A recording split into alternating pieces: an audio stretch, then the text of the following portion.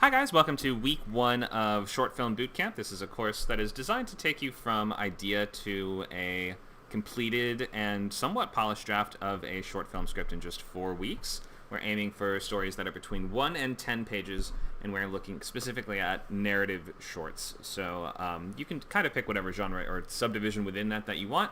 And last week we went over some of those big differences between the main sort of broad categories of shorts. But the focus and emphasis will be on these sort of 3-act stories that we will be telling within that sort of 1 to 10 minute time frame. Although there is a plenty of deviation within that on different styles and structures that you can try. Let's start out with our first couple slides. Thank you all for joining us today. This is a Scriptcamp course, or the intro class of this is the week 1 free first week of our upcoming Bootcamp, which will be 3 weeks after this, that you'll have to make sure to sign up if you want to join. Scriptcamp is a screenwriting community that's designed to take you from idea to finished script. We have lots of free events and classes and workshops, over 70 hours of live and interactive classes a month, with some of them are going to be free and some are paid, like the remainder of this course. So if you want to join us, make sure to come by Discord and sign up, scriptcamp.net. You can sign up for 2 weeks membership and get access to everything that we do here. So here's a little about me. My name is Conor, if you do not know already. I am the instructor at Scriptcamp who teaches the weekly boot camps and also that writer's lab on Saturdays. We will have one later today from 4 to 6 for anybody who just needs whatever general help you want, one-on-one on whatever project you're working on. So I've been writing full-length scripts for about 11 years, got signed off my script in the Launchpad Top 10 back in 2017, and have been a reputed working writer since then, mostly doing rewrites for smaller horror thriller production companies. But I have a thriller script set up at a major production company in town, and I mostly work in the feature space. I'm running these the boot camps, which include things like we've gone through a pitch boot camp, we've done horror thriller, we've done rewrite boot camps, and now we are doing short film as we prepare to launch our much more expansive novel writing boot camp, which will be coming up in September. So some stuff about Scriptcamp coming up. We have these for the next couple weeks. Running on Saturdays from 12 o'clock to 2 p.m. Pacific time. We have a new feature bootcamp that is starting tomorrow, a brand new session of feature bootcamp. So if you want to write an entire feature, sort of how to write a movie 101 from beginning to end, then tomorrow is the place to be or go. Tomorrow is the time to go to Scriptcamp at 11 o'clock and come to that first free intro class and learn what it takes to write a movie in just 8 weeks. TV Pilot Bootcamp just started. We just had our free intro week, so that will be Fridays at from 5 o'clock to 7 o'clock Pacific time for the next 6 weeks. So that's a 6-week course. We have Novel Bootcamp starts on September 17th.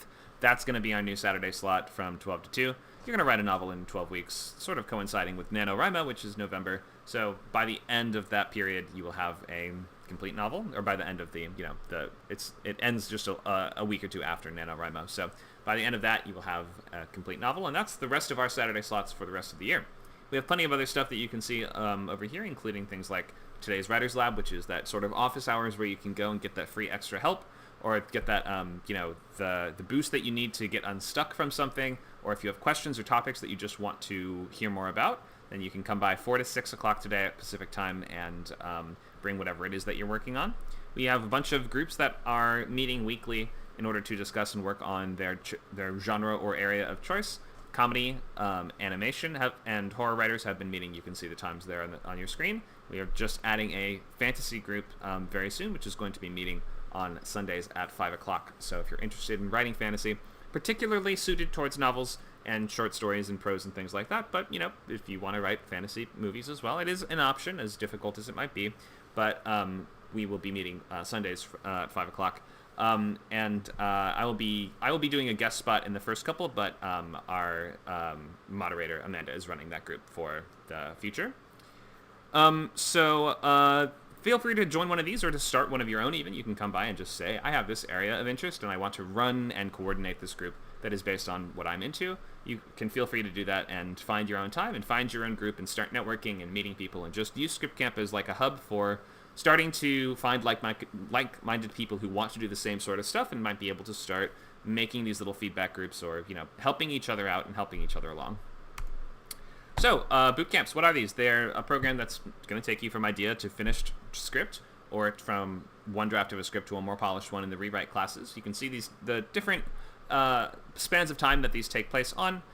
For this course, we are going 4 weeks using the step-by-step practical method, 2-hour weekly classes, like a college-style class. You come once a week for 2 hours. There's often a lecture portion and a lot of interactive portions as well, where you will be offered to, or you will be given the chance to submit materials for review and feedback live and answer questions about them and talk about them and discuss. So be prepared to speak on the microphone and actually interact in the class if you want to be a screenwriter, especially a TV writer in the industry. It is a very social job that requires tons of interaction, explaining and articulating ideas, so just get used to this idea that this is always going to be part of it. So how to enroll, you can go to scriptcamp.net/classes and buy a course on its own, such as this one, or you can go and sign up for a free trial for our unlimited membership, which gives you access to every class, workshop, and bootcamp that we do on here, basically everything we do on the entire server. It will also give you great stuff like access to that video library, which includes recordings of all of our previous classes, so if you miss one or you want to check out what they're doing in a different course, then you can always go back and watch those recordings later. It comes with $100 off consultations or proofreads and gives you we have this thing on the server called Script Coins. You don't have to worry way too much about this if this sounds overwhelming or confusing, but basically a little currency that you can get by just giving feedback and participating in classes that you can then spend on things like merchandise or on like a table read or a couple other benefits like that. So there's things that you can spend script coins on that they're just basically little fun things to keep you engaged and to keep you writing. Coaching and yearly subscriptions are also available too, so check those out and you notice that you do get 40% off if you buy a yearly subscription, so you save a ton of money. It's only $30 a month if you buy yearly. Okay, so let's look at the overview for this entire course. So we'll recap a little of what we did last time and we will move into premise today. We will talk structure and outlining today. I think we want to get into it a little early just to make sure that we have that extra time to worry about that and answer all questions related to that, and maybe do some structuring and plotting exercises just to make sure that we have that totally down. A short film premise is a pretty simple thing, so it's like, in fact, what almost defines a really good short premise is that you don't try to cram too many ideas into one work. So you're going to try to find just that one core idea. It might even just be one scene. You might only just have a one-page short that's one single scene. Or it might be 2 or 3 minutes, and it might be, 2 or 3 scenes. It depends on how many scenes that your story requires. So we'll be talking a lot about scenes today. And you'll be working on this logline and the sketchbook, although these things are not quite as important as they would be for a feature, considering you can kind of just, in terms of loglines, they're less important for short films. You can kind of do what you want. This is important, though, when you're trying to communicate to people what your story is. So if you're not going to direct this yourself, you might need to get a director interested, meaning you have to have a quick and concise way to summarize what the story is. And so that's what we're really focusing on. It's not as vital as it would be in other areas, and if you have a really weird short film you want to do, then you don't have to have an incredibly hooky logline that's going to try to make a blacklist or something like that. You're just trying to communicate to other people what the story is, because if you can't do that at all, then there's something probably either fundamentally wrong with the idea itself or with your presentation of it.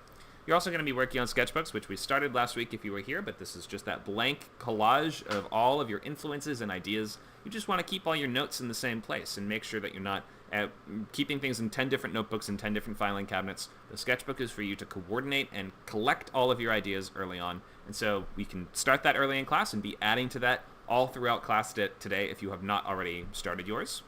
So week 2 will be going deeper into structure, and once you have had a little more time to work on that basics of what your structure will be, we can review those early versions of your structural documents. So we'll be looking at story beats, scene cards, and your job after this week will be to just write your first draft. It might sort of be like throwing you into the deep end if you've never written anything before, but that is a good way to learn, and if you're writing something that's this short and this kind of bite-sized and manageable, then it's not an impossible task to just give it a shot. You'll have time to get feedback and to do a revision within the course. That's what week 3 is going to be about.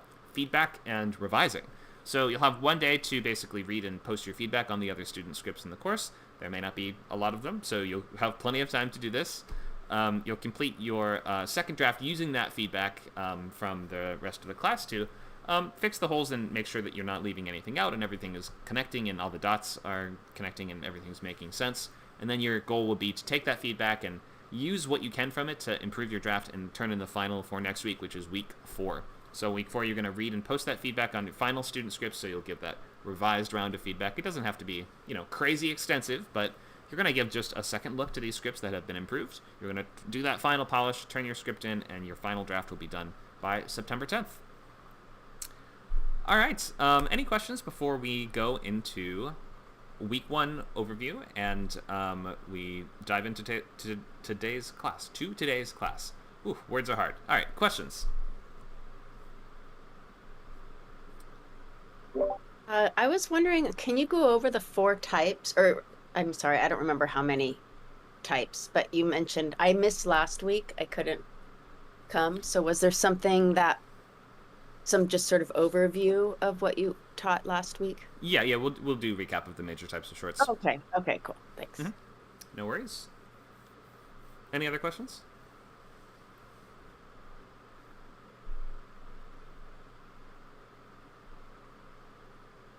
All right, if there's no questions, let me just remind you that if you're watching on something like Twitter, Twitch, or Discord, you can, or Twitter or Twitch, then you can leave comments, and I think we should be able to see them. And if you want to join us for this live and interactive class, though, you can come to our Discord server. So go to scriptcamp.net. Just click the link. You don't have to pay anything just to join today's class or to join the server. And hop in, and you can, start getting feedback on your early ideas and ask whatever questions you want and just be engaged in the live and interactive class, because the great thing about Scriptcamp is that all of our classes are live and interactive, except for the ones there are recordings of prior classes that were live and interactive, of course. But you can always be, engaging in the discussion, asking questions, and doing these great things that you wouldn't be able to do if you were just taking a series of recorded classes. Like most other screenwriting courses online are just a series of videos. But with Scriptcamp, you should sign up because we want to hear from you, we want to discuss with you, and you want to start practicing getting better in a room. You want to start practicing communicating and articulating your ideas, because so much of screenwriting is stuff that you can't learn from just watching videos. You have to actually get talking.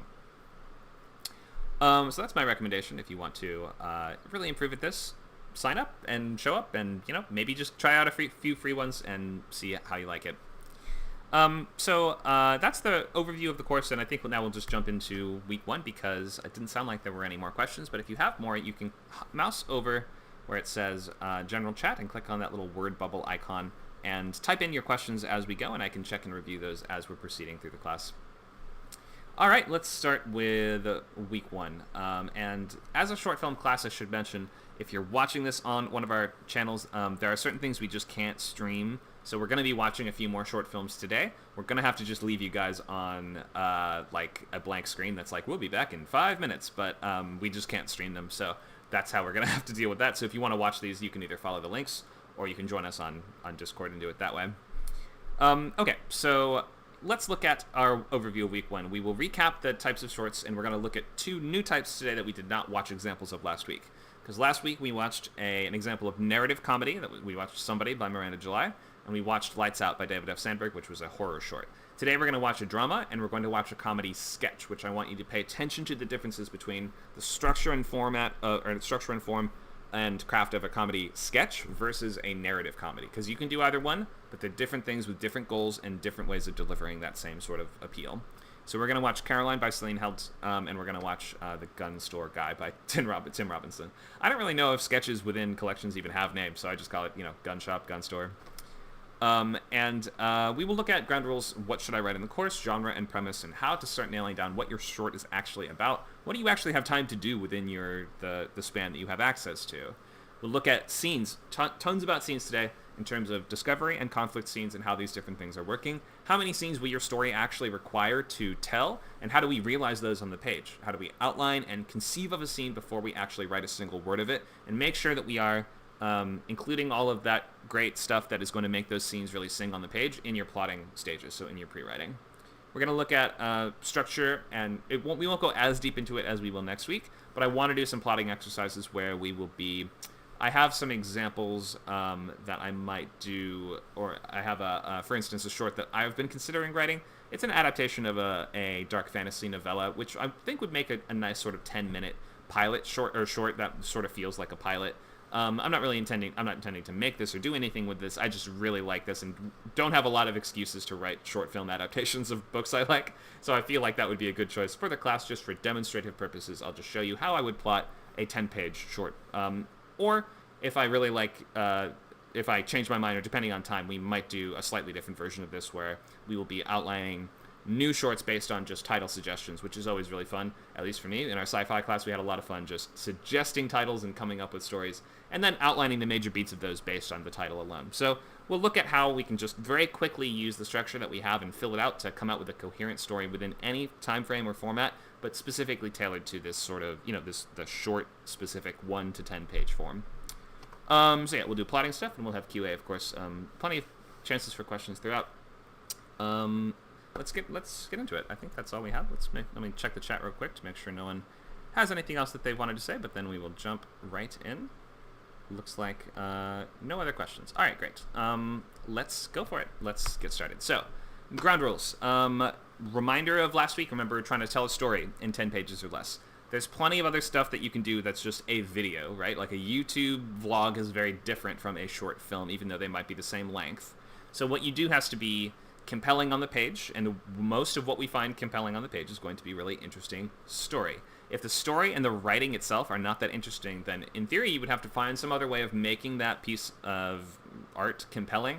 For instance, you're like, okay, maybe the writing's not that good, but the directing would be amazing, and the cinematography and the dance moves and the songs, whatever it is. But just ask yourself, do I want to do a short film, or am I aiming to do a music video, or a dance video, or a skateboarding video, or a stunt reel, or an experimental art house short, or something like that? Those are okay things to do, but this class will be focusing on short films, which the difference being that we are looking for something that is between 1 and 10 pages, that tells a complete beginning, middle, and end story, and where the writing, we hope, really shines. Because if the writing doesn't shine, then what is the point of even focusing on, like, a script? Why even have a script if the writing is not going to be the thing that's sort of carrying this thing? If the writing's not going to carry it, it's going to be like, oh, I'll just improv with my friends, then you don't even really need a script at all. So we're going to be focusing on how to write a script for a narrative between 1 and 10 minutes. There's a lot of different types of these, and we've seen probably a bunch, but most people don't routinely watch short films or even watch maybe any of them outside of YouTube videos or things like that. So you should know that any genre can be done. There's nothing that's completely impossible to do in a shorter form. But there are just certain things that happen to shine in short form because the medium works really well with the appeal of these shorts, and that's going to be things like comedy. We have sketch or narrative. We looked at narrative last week. We'll look at sketch today. Drama, you don't see a lot of these on YouTube. This is more of like a Vimeo thing, or like some people who want to be filmmakers will often start by making dramatic short films if they're trying to make dramatic feature films.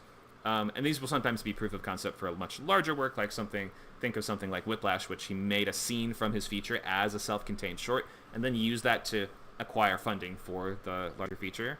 So that's possible to do, and you can always use these as kind of a proof of concept if you're trying to prove that you can direct something or just start to work as a director. Shorts are really invaluable for moving into directing. We have horror, which, again, if you want to be a horror filmmaker, horror shorts online are really, really popular. And it's just something, again, where like something like comedy, you can get to the appeal very, very quickly, and you can deliver the sort of shock or the jump or whatever that the audience is really looking for in a very short amount of time. You don't need fantastic acting or big names to carry it all the time. You just need a good sense of cinematography and sound are going to be the main things that make a horror short really jump off the screen. But also having a great script is going to make it stand head and shoulders above the rest when you think, okay, most horror short films don't really have great scripts, or any scripts, it would seem, for some of them. But you have to make sure that your work is standing out somehow. We have Sci-Fi, which is actually surprisingly common, and you see this in compilations and things like Love, Death, and Robots on Netflix. And stuff like that along those lines. The Twilight Zone, things like this, are sci-fi short films. And sci-fi, again, it is great for exploring one single interesting idea in a quick amount of time, and sort of we get the sense of wonder or the interesting exploration of something that we wouldn't have thought of before because of some speculative element of technology or something along those lines. It's just something that you can deliver in 1 to 10 pages a little more easily than some of these other things. Drama is tricky to do in 10 minutes or less, but it absolutely can be done. It just, certain genres are tougher to pull off in short form. Something like romance. I believe there are romance short films. I haven't seen any myself. And romance just requires you really get to know this person. You really get to know that person. You show these obstacles between them. They overcome these obstacles. Like, that's just tough to pull off in a short amount of time where we don't have that much room for the audience to get super invested in those characters. So there are certainly other genres out there. You can do anything. I'm considering writing a dark fantasy short, as I said. Are there any of those? I've never really seen one outside of Love, Death, and Robots. But, in theory, you can do anything, so you should just know that certain stuff, if you're intending to actually make this or make a almost, career out of this, perhaps, then there are certain things that just work really well. comedy is always going to be the first one because comedy can exist in a 6-second video, like a Vine or like a TikTok. You can do a 6-second comedy short that will make someone laugh. You get your one laugh and you get out and you're good. That's it. That's all you need to do. So the important thing in comedy is that we laugh, especially with sketches. If we're laughing, if the audience is laughing, you've done a good job. There's no other way to look at it. So you can see that genres where we have a sort of gut reaction that we're trying to get out of the audience really quickly, comedy and horror, really fantastic in short form because people are just more likely to click on those things and get what they want out of them faster. So that's the main types, and then also we have documentary and journalism, where you'll see on things like the news or maybe platforms like Vice, things like that. That might be investigative journalism. They might be local interest pieces or things like that. Someone like Nathan Fielder or How To with John Wilson on HBO are kind of like journalistic in a sense, or unscripted in a sense, but also scripted in another sense. But this is just stuff that we won't really be looking at in this class because we're talking about scripted fictional narratives for the purposes of this. But some of these same principles will still apply. Any questions on the main types of short films? Does that answer your question, Amanda? Just what? Yeah, I think I know the answer. But so the narrative comedy, which I missed last week, is that like John Oliver, like those spoof news kind of reports? No, Or no. So narrative Oh. comedy is like it's just a different way of doing a comedy short film. It's like more focused on telling a story, whereas sketches are more about getting a laugh, and like the story doesn't matter as much in a sketch. Like the plot is almost kind of Oh. irrelevant in sketches as long as and we'll watch an example today. But the plot is Of almost narrative totally too. irrelevant in sketches as long as we are getting the audience to laugh. Are we going to be able to watch a narrative today too, or narrative Uh, compared to sketch? we can Or link you the can one you we watched suggest last one? week. Yeah, sure. The Well, one from last week is really great, and I can link it to you after the class, or you can watch the video of last week's class if you want to check that okay. one out. Okay. Cool. Okay. And we can talk about the differences too, because we'll discuss sketch and Okay. yeah. The main difference though is narrative is more about the story, and the laughs are kind of like pushing the story along, but it's not the main reason we're there. And then sketch is like just going for the laugh, no matter how you get there. Got it. Got it. Okay. Any other questions about these basic, most sort of popular genres of shorts?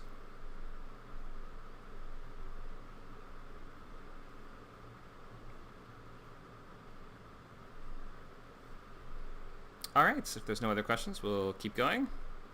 Let's look at, and I'll make sure to keep checking the chat because this chat is hard to see the chat on the general. So make sure you mouse over general chat. You'll see a small white word bubble pop up that says open chat on it. You have to click that, and that's how you find the chat on Discord. I keep forgetting it's there, so I'm reminding myself more than anyone else.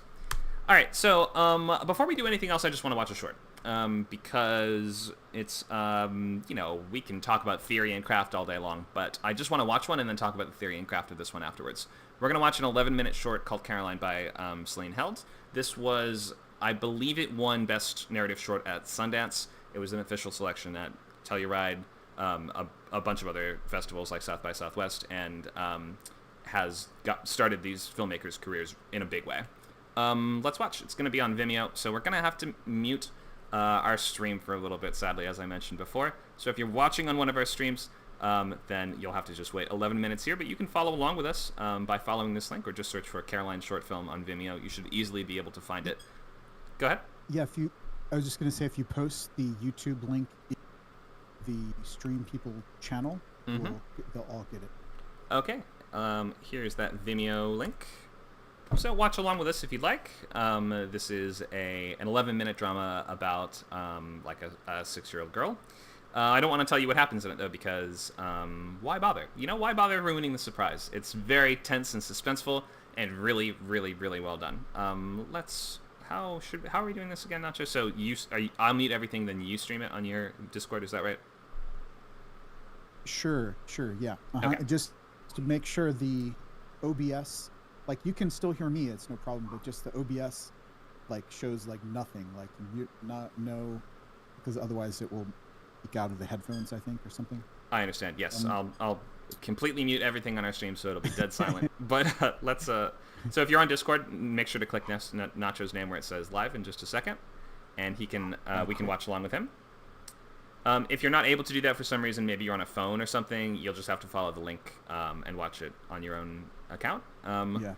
But we're going to leave this one up, but I'm going to just bring up this browser.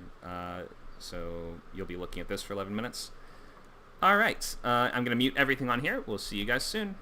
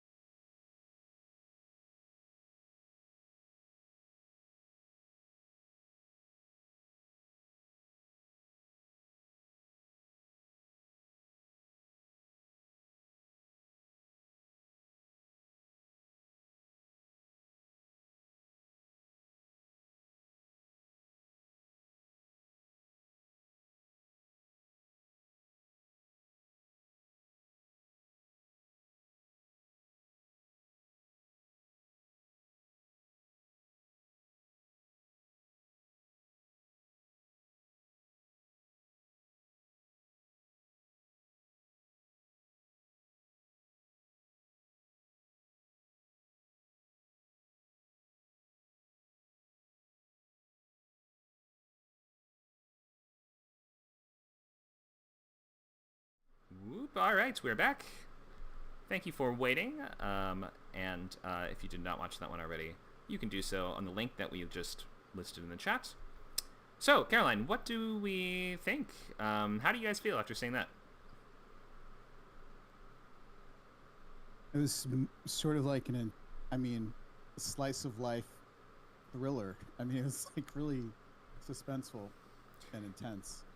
Yeah, the sort of like I wouldn't call it a thriller personally, but it does have that almost it like is so it's pretty close because thrillers have really high stakes, often life and death stakes, and maybe they're life and death in this. I'm not exactly sure, but they're high regardless. It's like children being hurt or in danger are always going to be high stakes.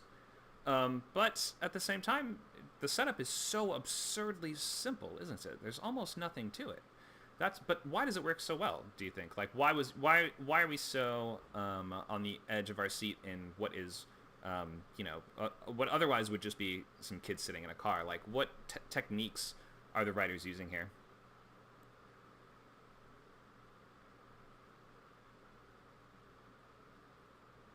Any ideas, Nacho? Yeah, so it's first we're the point of view kind of goes a little bit back and forth between like the kids' point of view. Like initially we're kind of mom and just dealing with the chaos of like, three kids and urgently trying to find a job and trying to get somebody to show up who's not showing up to like so she can just go in for her interview. And I think we don't know exactly what's going on, but we do get that this is just from the mom's performance, we're getting that this is like a really important thing that she's trying to do. And that she seems, we just get little clues that life isn't going great for her. And then when we go into the just the right away, like when she's setting up all the little things, like, okay, remember what you can, here's the keys, here's what you do. It's sort of like preparing us because we're like, oh shit, it's going to be like these kids are going to die in this car. Like that's what I was thinking, when I saw that. And just, like the moments and where you can see the kids and then you see like the mom and, like it's sort of like, I would say it's a ticking clock. Like, they could die if they just keep, if nothing happens. And the same with the, cops coming or whatever is going to happen after, the lady shows up. Yeah, all very good. I think you're totally spot on. The one thing I would add is that although we're typically looking at who is the protagonist by whose goal are we following as they try to accomplish it. And you're right, at the beginning of this, it's sort of Caroline doesn't really have a goal right away.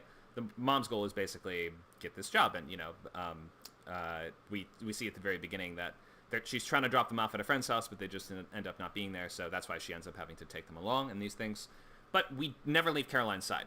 And the opening shot is Caroline feeling her loose tooth, which sort of clues us into a couple things. One, that this is our main character, regardless of whose goal we're sort of like following. The camera's always on Caroline. The second thing is the loose tooth, which comes back and is bookended at the end, isn't it? So remember, this loose tooth thing is really key to the theme of the story and to the heart of why we're telling this, because this is about responsibility and growing up and sort of assuming the responsibility of growing up. Which is why we keep, although it might just seem, it feels almost unscripted in certain parts, and I know that the filmmakers choose and often will choose real life siblings, like these were real siblings, I believe, the kids, in order to give it a greater sense of authenticity. And also, can you even write lines like what the kids were saying exactly? It'd be really tough to get kids to authentically deliver lines like that. So sometimes with a short film, you might just want to say something like you might want to write something on the page, but then on the day of shooting, you might be like, I don't know, play a game with your friends, play a game with your siblings. You remember the little TV show she was making for them in the back seat of in the back of the headrest? Like, can you write that? I don't know. I think probably in that case they had a placeholder, but we're just like, all right, Caroline, put on a little TV show for your brother and sister. What was I going to say? Oh, yeah, so this loose tooth thing, we again and again will have people saying things like, you're a big girl now, Caroline. It's your responsibility. Oh, this is Caroline. She takes care of her siblings. And again and again and again we get told she is in charge. She's the one that needs to be making the choices here. And she does end up making the key pivotal choices to the short. What is the finale or climax of this story?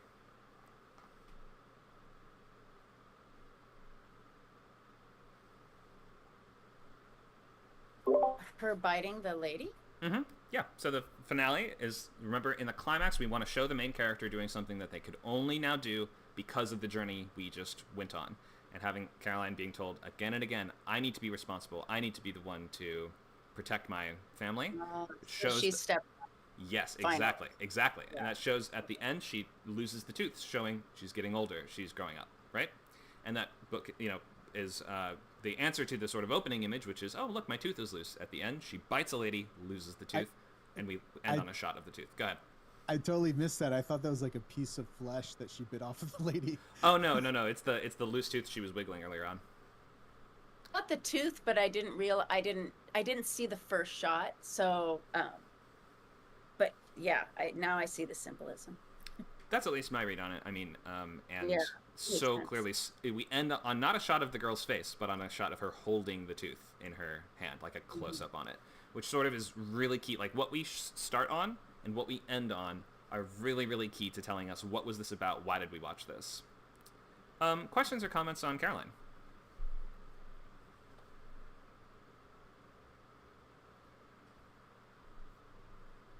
Her not getting the key in the ignition was the most stressful thing. Yeah, I wonder. I'm not sure why I'm like, exactly she couldn't get it to work, but Yeah. you can easily see like a kid would just, I don't know, mess it up somehow, or just kids are just kind of dumb or incompetent, we could say. So like it makes it makes sense that she would just like not be able to make it work.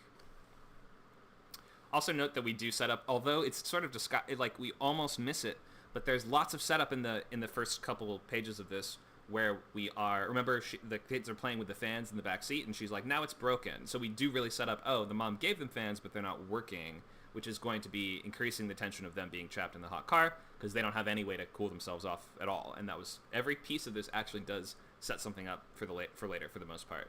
The one thing I'm not 100% sure is what exactly happened in the bathroom of the grocery store that they had to run away from. I think they just made a big mess of it, probably, but I'm not 100. Maybe you guys have a theory. Oh, I thought she was just late for her interview. Yeah, I thought they were just racing. I think if I've watched this a few times and an employee comes out and is like upset with them behind them, I think in the way she's like, okay, let's run now, let's all run away from the store. I'm pretty sure they did something.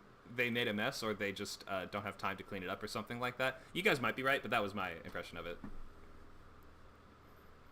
Anyway, any other questions, comments about this? Are you guys seeing how? Maybe you've never even. Has anyone never seen a drama short film, and this was your first ever one you've seen?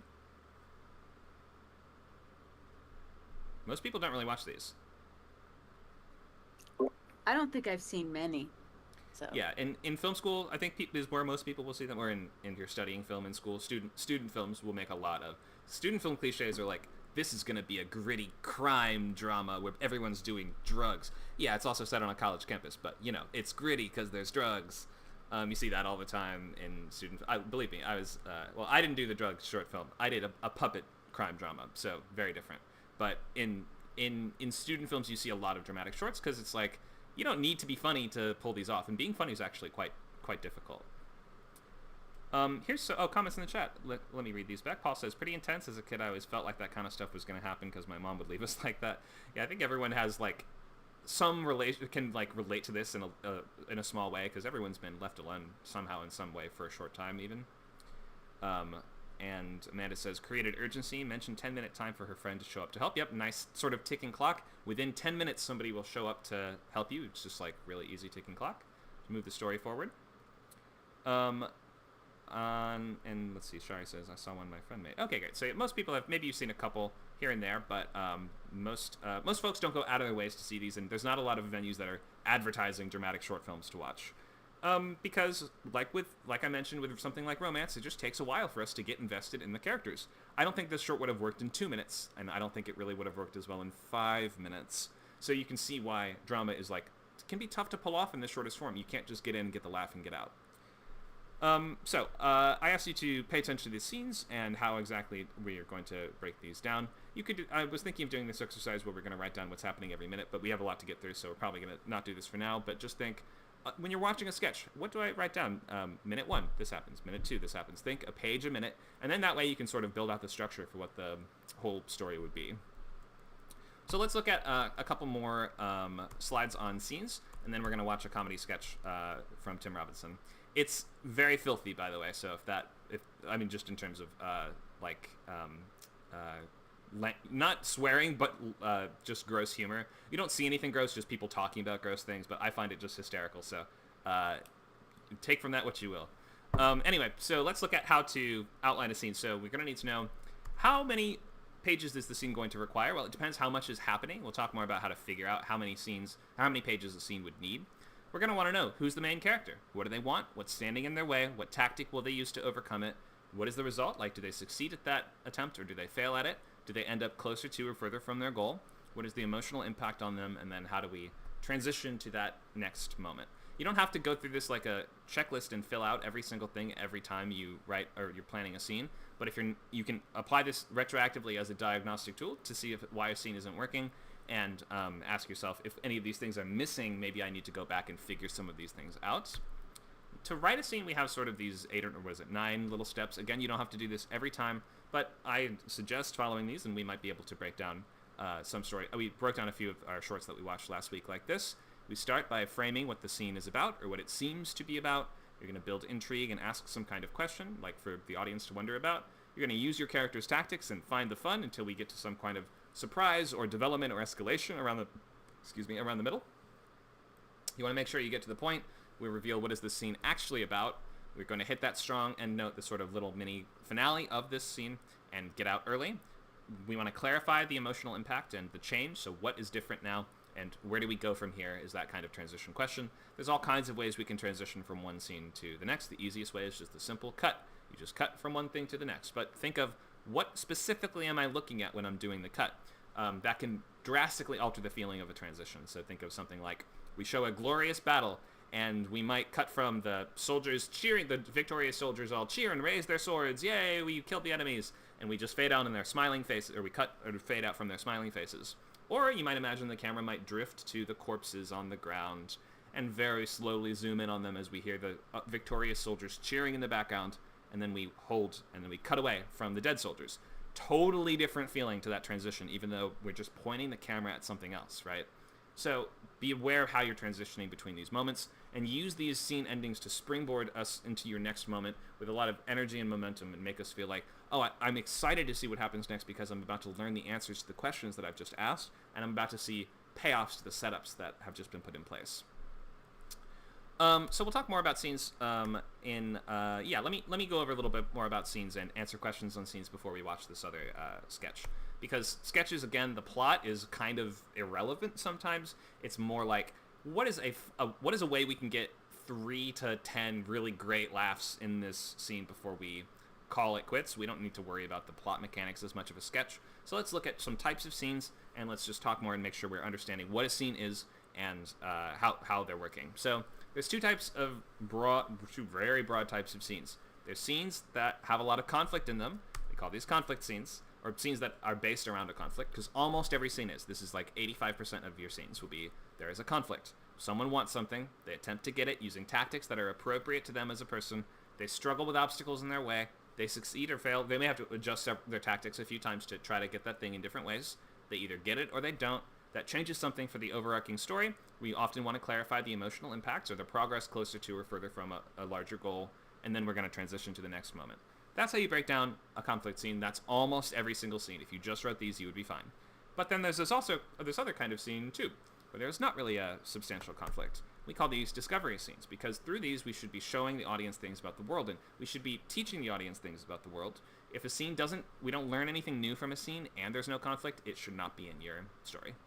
But let's go into discovery scenes a little bit. So, no pivotal character conflict. There might be a little bit, but it's not like the basis or foundation of that scene. It's used to establish or convey something to the audience. Think of the first scene of Caroline, which we just watched. Is there a conflict between the characters on screen? No. There's a little bit of a conflict because it's like, oh, the mom wanted to drop the kids off at this house. There's no one there. She's trying to call them and get a hold of them and can't. I guess that's a little conflict. But this is mostly a discovery scene. It's saying, this is the family that we're going to be following. This is our lead character and what she's like. This is the dynamic between all these different people here. We don't need to even have any characters in a discovery scene, and it could consist only of imagery if you wanted to. You could have a whole scene that's just the camera moving down a dark and empty road. But then we should be learning something from that. It might be, if we're pushing down a dark and empty road, it might be like we're saying, oh, this is where the story will take place. This is us getting into the spooky mood of the horror tale we're about to take part in. Often, as you move down the spooky road, maybe we might want to find the house that it will take place in, or something like that. That is still a discovery scene, because that would take, it could take up to 30 seconds, a minute on the page. However long you want it to take for the camera to just simply move down a road, you can have it take. We want to mostly stick to this page a minute paradigm because we don't have a better one. So imagine one page of screen time is one page of script is 1 minute of screen time. I know that's not always the case, but we just don't have a better metric. So imagine in a discovery scene, you probably don't want to make them go way too long, because we like to see conflict, and we like to see a lot of it. We want about 80% of your scenes to be based around conflict. But discovery is sometimes important to stitch together conflict scenes, or to set up conflict scenes, or to pay off conflict scenes. Imagine we have a scene where it's like, oh, the police are here to arrest the murderer. They get the murderer, and they take him away, and then imagine everybody leaves the room. And then we, the camera, sort of swivel to find somebody looking very guilty in the corner, and us zooming in on them. Is there a conflict there? Not that I can identify, but maybe it's us discovering, wait a minute, this is the real killer, right? And we see, I don't know, there's blood on his shoe or something. So we're like, oh, I just discovered, actively, because the camera found him and sort of swooped down to reveal this to me, I learned that this was the killer in this moment, even though there was no conflict there.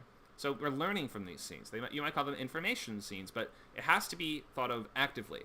Show us something we don't already know. Don't tell us something we don't know. Show us something we don't already know.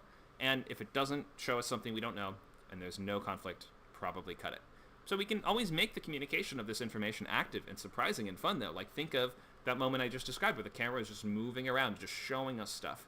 Imagine we might take an unexpected or interesting POV in order to do that. Like, let's say, I don't know, we have that murder mystery. We don't know what evidence was left behind by the killer, but we are going to, in this discovery scene, find that one of the shell casings was lodged in the air vent. Well, how might we do that? We could have a character say, oh yeah, we searched the air vents, there was a shell casing in there. Or we could have the camera itself sort of like show us a shot of the air vent, then show us a shot inside the air vents, then follow a mouse as it creeps along through these, the pipes and the ducts until it turns around and we see it's chewing on something. What is it chewing on? We're getting closer and closer. We see it's chewing on the shell casing. Cut to black. That'd be a great act break for a crime show, right? So you can see how that's like a way of making that discovery really fun. Follow that unexpected POV, or use us, the camera, as the sort of character. Use contrasting imagery. Remember, just cutting from one thing to another thing creates a certain effect in the audience's mind. It asks us to compare those two things, or to contrast, like ask, why did we cut from that to that? You might cut from somebody high-fiving to somebody getting punched in the face, and that might contrast, oh, this relationship is friendly, but we're about to show a relationship that's the opposite of friendly. Or maybe we show, I don't know, a loving couple and they're lying in bed together, and then we cut from that to 10 years later and they're screaming and fighting in bed with each other. Well, that asks us to compare how they were before with what they become. Just cutting from one thing to the next thing makes the audience, it forces the audience to ask, why did we connect those two images?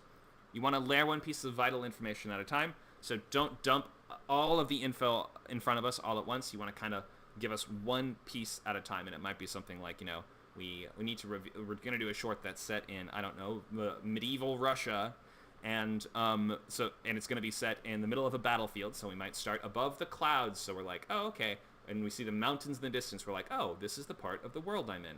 I'm in Eastern Europe because I can see the Alps or whatever mountain range they have in Eastern Europe. You know what I mean? We see a bunch of mountains. We're like, okay, this is where the story takes place. Then we follow a bird as it swoops down through the clouds, and we see a city below us, and we're like, oh, that's a medieval city. We're in medieval times. Then we get even closer, and we find a peasant boy sitting on his front steps, and we're like, oh, this is the main character. This is who we're following. So you see how we could have laid out all those things at once? We could have just opened on peasant boy in front of his house and been like, medieval peasant boy, go. Or we could give us one piece at a time to let the audience sort of absorb and soak in these images and be like, okay, this is the time and place that this takes place in. I feel like I'm really kind of there. So you can use these discovery scenes to make the audience sort of feel a certain way if you play it right, or to, immerse them in a certain emotion. narration, voiceover, pre-lap, music. There's tons of stuff we can do even in discovery scenes. And I want you to be thinking of all the stuff that you can do that is only possible in the filmic medium, because you can write anything into a script. You can imagine that we might use overlapping images or mismatching audio. We show one thing and we hear the audio of something else. So imagine you might have, I don't know, we're showing something really funny, and we are hearing something really scary, or we're watching something really scary and hearing something funny. Imagine all these kind of Tarantino movies where it's like there's a shootout or some gory hand-to-hand fight, and we hear like somebody hits a jukebox halfway through and it plays like a really peppy, fun song as people are murdering each other. Well, that creates a very specific effect on the screen that we can only really get in this medium, right? So we can do split screens. You can divide up the frame into 4 or 2 or however you want, like a comic book panel. You can use graphics and overlays. You can use text superimposed over the screen. You can use filters and lens choices. You might have use of black and white or hypersaturation, or just imagine all these things that you can access in like video editing software. And you have to be able to sort of think like a director and write these things in, especially if you want to direct this yourself. You need to be using all the tools that you have access to that apply to the project that you're using. And on the page, things like these kind of mini shot lists might be really useful to you. This I find just a sort of handy way of showing a series of very quick cuts between things, so you might not even need to use full slug lines for all of these. You might want to write something like Hotel Various, and then give us a series of little shots, just one little bolded slug line after another, with a quick description of what happens after each in each section. I like to use this, and I use it frequently, so just a little trick on the page that might be useful for you. I want to make sure we have, to answer any questions we have on scenes, I can go a little bit more into time and geography of scene work on the page, but let me just see if we have any questions so far.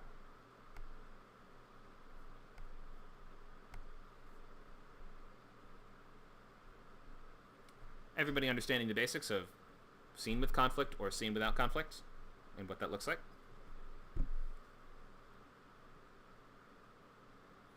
So conflict would be just really simple definition.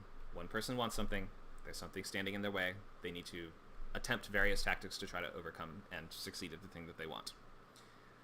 So we have a couple options when writing on the page. You have interior, exterior, or I/E, which is interior/exterior. You almost never need to use IE. You can write whole scripts without it, without any problem. Just when in doubt, don't use it. And if you're not sure, the interior or exterior is where the primary action is occurring. So, for instance, if it's a car, if the primary action is stuff happening in the car, then it's interior car. If it's more about the movement of the car or things happening around the car or happening on the road, then it would be exterior highway or road. Something on the news or a TV show or something like that, there's not really a set format for, but I like to do it like this. I'll specify what it is on the TV in a parentheses beforehand, and then I will just list out a normal slug line. Questions on slug lines?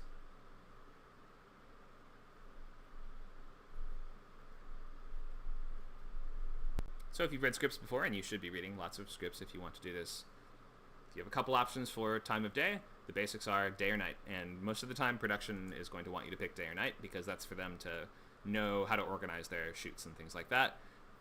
Times of day that are transitional between day and night can be really tricky because they only last a very short time, and the crew would then have to replicate the conditions of that for a longer period. So sunset, sundown, twilight, things like that are a little trickier to pull off, and if you can avoid doing those, you should. Just pick day or night whenever you can. Afternoon is okay, and like evening, I'm not exactly sure what times that even is technically, but I think we're going to know what you mean more or less. I feel like evening is maybe like 5 to 7 or something like that, at least in America. These have different definitions in the UK or in different English-speaking cultures, but in America at least, I feel like dawn is basically, sunrise to like, the beginning when the sun starts to rise to when it's entirely up. Morning is going to be like 7 to noon, let's say like 7 to 11, and afternoon is going to be like 12 to, I don't know, 3:30. And then there's not actually hard definitions on these things. Just use your best judgment and try to pick day or night whenever you can. What else? Transitions, so linking from one scene to another. Your options are continuous.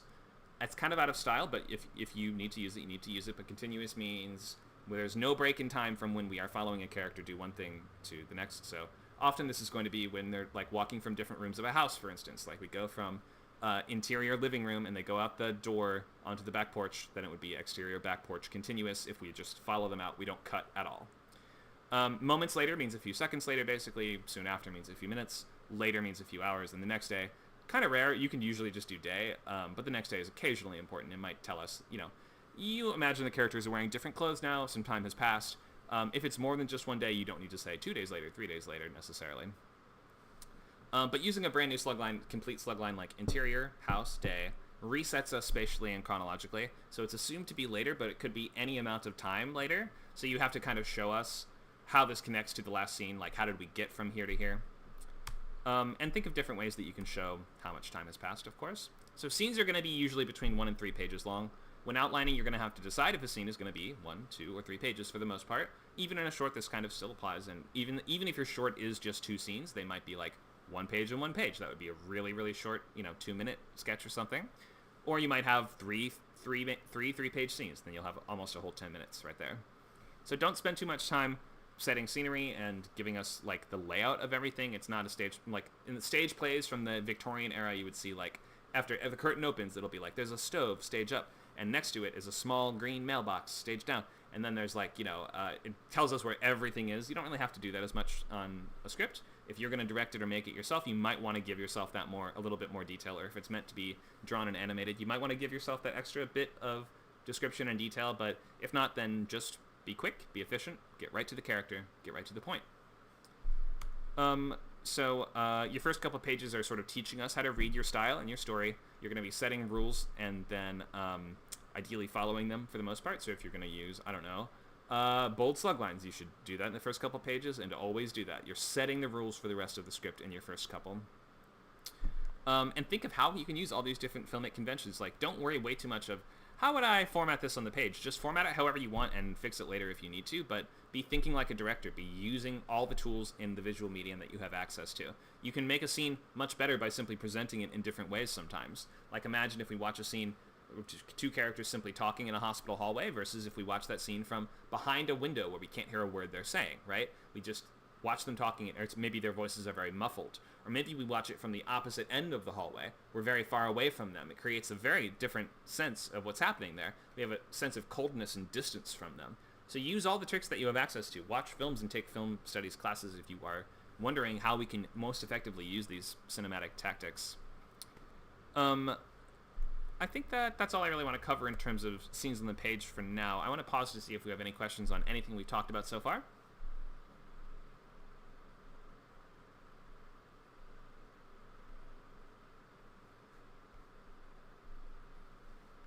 Any questions? All right, if there's no questions, let's watch a sketch.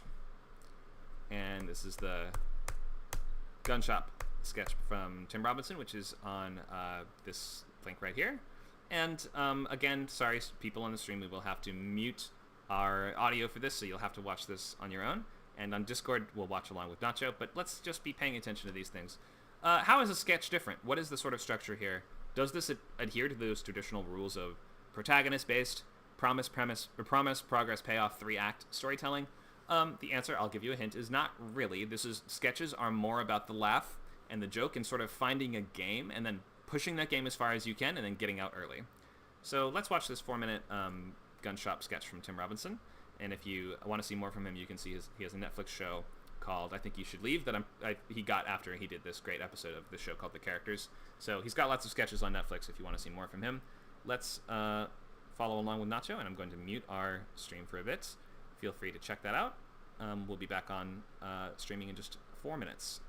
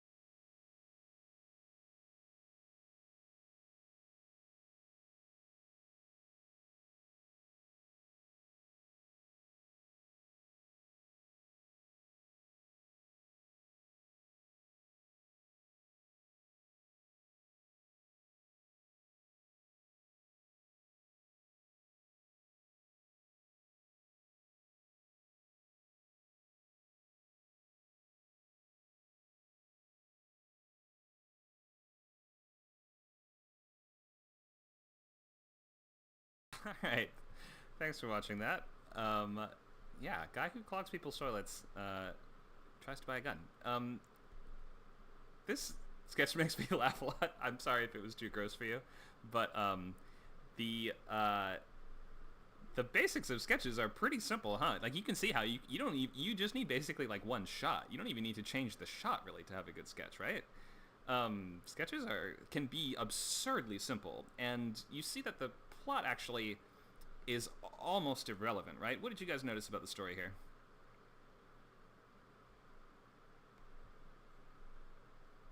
Well, there's two things that are funny going on, at least. The fact that he's clogging toilets, like everywhere. Um, the fact that he's wants to kill people for accusing him of clogging toilets, and the fact that this guy next to him is actually considering him selling him a gun. I guess that's three things. Like there's just it's funny on multiple levels, which is very cool. Yeah, I totally agree. And this is one of those things where it's like, is there a protagonist here who's trying to accomplish a goal? I guess it's the gun store owner. He's trying to. If we had to frame what the conflict here actually is, he's trying to sell a gun, and this guy is kind of the antagonist because he sort of seems like he's a total psycho, and but it's not really escalating from there. Like the gun owner is always like, it's like it doesn't really build that part of the situation out. We're not like using the shop owner for most of the comedy here. We're mostly just doing Tim Robinson monologues about being this weird character who threatens people for calling him out for clogging toilets, right? So the plot is like less relevant than the jokes. And if you were to write something like this, and it's hilarious if you can write monologues like this, then it doesn't matter what structure you're using or what your outline looks like or what your logline looks like. You should be writing monologues like this, and if it's entertaining on the page, it will know. We'll be able to see it. This would be hilarious on the page, I feel. If it's not compelling on the page, the first question we're going to ask probably is, well, have you considered using some more 3-act traditional structure with this? So you don't have to use any particular structure in a short film. You can do kind of whatever you want. But if it's entertaining, it's entertaining. And if it's not, then it's not. And we have a couple things we'll start to ask why. Like, well, maybe consider having a protagonist who's trying to accomplish a goal, who has obstacles in the way. All these things like that. Any other comments or questions on sketches or on Gunshop? I thought it was kind of cool, like just this sort of pattern that's being established, right? And then I guess one thing that I was like, I was kind of expecting that he was going to be, introducing more and more like deadly guns or something. Like it was just like three of the guns were like almost the same, right? Right. So I don't know if that's would have improved it or something, but it felt like there wasn't really any escalation, or it wasn't like getting his stories were getting crazier. Yeah, that's pretty much the only escalation, is that his stories Yeah. get weirder. And they do increase in stakes, because at first it's just like, say I didn't clog the toilet. So we're learning more about what his actual deal is as we go on. We're learning that... And the George Lopez. Yeah, the George Lopez thing. and he was still I mean, that I don't know why, but that's just like the funniest detail, and that he's still at the hotel with George Lopez too. It feels weirdly believable. It's like it's like a I don't want to say he's not a celebrity, but he's like not a it's not like Tom Cruise. He just picked like a celebrity that this guy seems to care about his opinion a lot, and it just feels like, oh, that actually kind of seems like it happened. Anyway, so yeah, you can see there's not really the escalation here is not really in what's going on in the scene or what's going on with these characters here. It's more in the stories that he's telling, because that kind of is the sketch. And especially character-based sketches like this, which you'll see, this is from a show called The Characters. It's sort of like every sketch is like, here's a weird person doing a funny thing. They do it like 4 times, and then we move on. So they're not really about the plot at all. Any other questions or comments based on this or on sketches? Or is anyone here writing a sketch? I'm debating on a sketch versus a narrative, but I'm curious if you could share the link to the narrative you used. Are you able to do? Sure, yeah, I can post it in the chat if you want. This is Somebody by Miranda July. I'll link that in the chat right here. Okay. It's about 8 minutes. Oh. All All right, so feel free to check that one out if you're on our Discord, or you can watch last week's class and we talk about and discuss the actual plot here. Is that Mew Go ahead. Mew? Is that the one you're talking about? Mew Mew? That's the channel that posted it. The title is somebody. Okay, got it. Mm-hmm. So, yeah, the difference being in a narrative comedy short, it's more about the story, it's more about the writing, it's more about the plot and the things that are occurring, and it's less about just go for the laugh and get out. Okay, hopefully we are seeing the difference and distinctions between those there. And I hope we're all understanding the difference between different types of scenes. Should we... I just want to pause and see everyone's totally on track. Everyone's getting everything we've broken. We've gone through a lot of information today. We've gone through conflict and discovery scenes, the basics of how to outline a scene and the sort of elements that scenes will have. We've gone over sketches and narrative and the difference between those. Drama shorts. Anyone have any questions or comments or things you'd like to know from what we've talked about so far?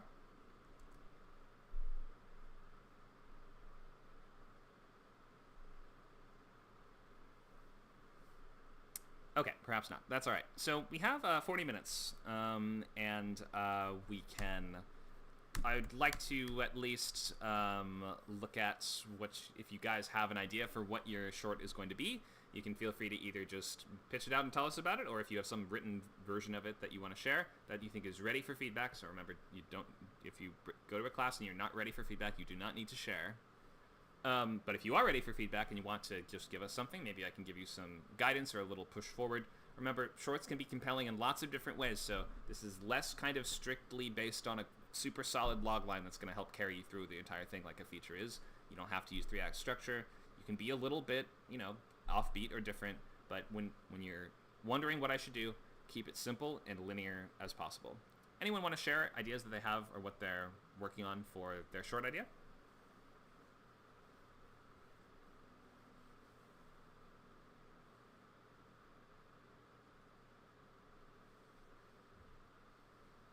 I'll share, I guess. Go ahead. No one else is going.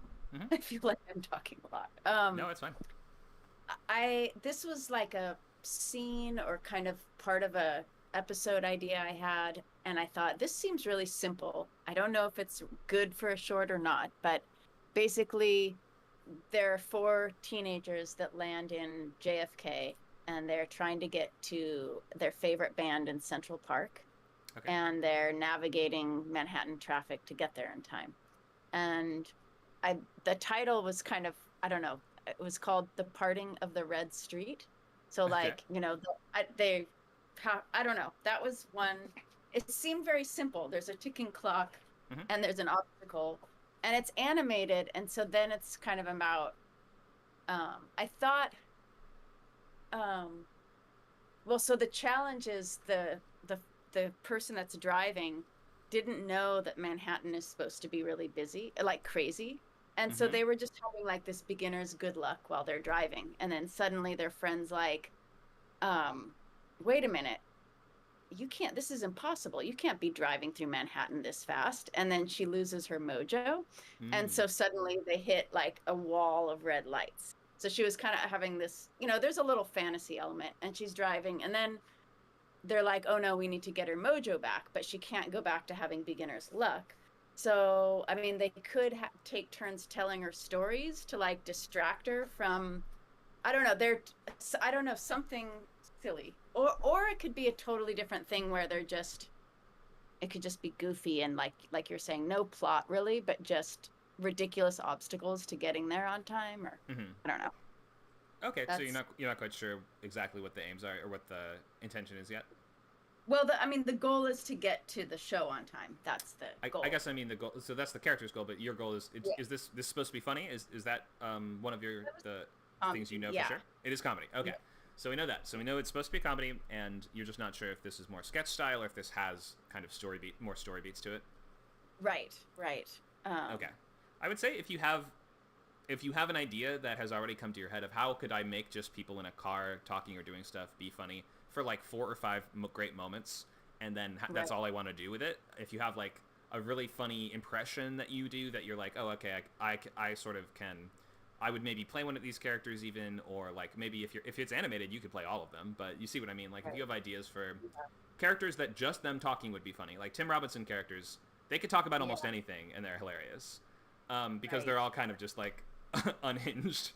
So Right. if you have something like that already in mind, I would go for sketch. If you don't, I would go for narrative. I'm gonna go for narrative then, I Right. think. Okay. So in that case, I would look at first of all, how long do we want this to be? Is this 10 minutes or is this like 5 minutes? If you do actually want to animate this, I mean, I just want to practice telling a story, really. okay. That's my a funny story. So like Okay. a funny skit. So it could be 5 to 10 minutes. Okay, yeah. If you don't actually have to make it, then that gives you a lot of freedom to write it. Yeah. What you want. 10 minutes and 5 minutes when you're making a cartoon are a world difference. But if you're just writing it, it doesn't matter. $1,000. Yeah, exactly. Or years of your life potentially. Yeah. But if you're not gonna make it, you're just writing the story yourself. Then that's great. The fact that it is animated gives you a little bit of room to do kind of a little bit wackier things in the world or on the page that you wouldn't always be able to do, but more or less it'll be written the same way.